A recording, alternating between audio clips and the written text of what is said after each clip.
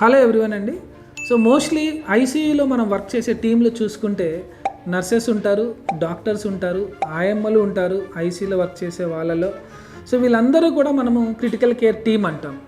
వీళ్ళలో the most important person అని ఎవరన్నా నన్ను అడిగితే నాకు వచ్చే ఆన్సర్ ఏంటంటే నర్సెస్. బెడ్ సైడ్ ఉండే nurses the most important persons in critical care అనమాట. సో డాక్టర్స్ మేమందరం కూడా క్రిటికల్ కేర్ ఫిజిషియన్స్ పేషెంట్స్ని చూస్తాము, లేకపోతే ప్రైమరీ ఫిజిషియన్ రోజుకు 2 సార్లు మార్నింగ్ ఒకసారి ఈవినింగ్ ఒకసారి వచ్చి చూసి వెళ్తూ ఉంటారు.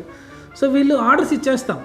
ఫర్ ఎగ్జాంపుల్, అమ్మ బీపీ ఎక్కువ ఉందమ్మా, 160 ఉంది, ఒక ట్యాబ్లెట్ ఇచ్చేసేయండి అని ఆర్డర్ ఇచ్చేస్తాం. కానీ కరెక్ట్గా ట్యాబ్లెట్ ఇచ్చే లోపు ఏమవుతుందంటే బీపీ ఫ్లక్చుయేషన్స్ అవుతాయి అన్నమాట క్రిటికల్ కేర్ పేషెంట్స్కి. సో సిస్టర్కి కనుక ఈ విషయం తెలియకుండా బీపీ ట్యాబ్లెట్ ఇచ్చేసింది అనుకోండి, బీపీ అన్నీ డౌన్ అయిపోవచ్చు. సో బెడ్ సైడ్ ఉండే క్రిటికల్ కేర్ నర్సెస్ ఏంటంటే these are the most important persons అనమాట. వీళ్ళని మేము హార్ట్ ఆఫ్ క్రిటికల్ కేర్ అంటాం. ఎవరు డాక్టర్స్ కానివ్వండి, critical care physicians any orders ఇచ్చినా నర్సెస్కి యాక్చువల్లీ ఆ ఆర్డర్స్ యొక్క వాల్యూ, ఇంపార్టెన్స్, అది చేయడం మూలంగా వచ్చే ఎఫెక్ట్స్ అండ్ సైడ్ ఎఫెక్ట్స్ అన్నీ తెలుసుకొని ఉండాలి. సో ఏ చిన్న తేడా వచ్చినా వెంటనే డాక్టర్ని అలర్ట్ చేయడము, ఏ చిన్న పేషెంట్ వైటల్స్లో తేడా వచ్చినా వెంటనే క్రిటికల్ కేర్ ఫిజిషియన్ అలర్ట్ చేయడం కూడా nurses job.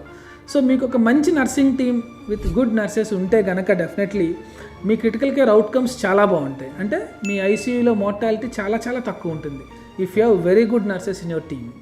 To like, comment, share and subscribe for regular health updates. NASA Hospitals.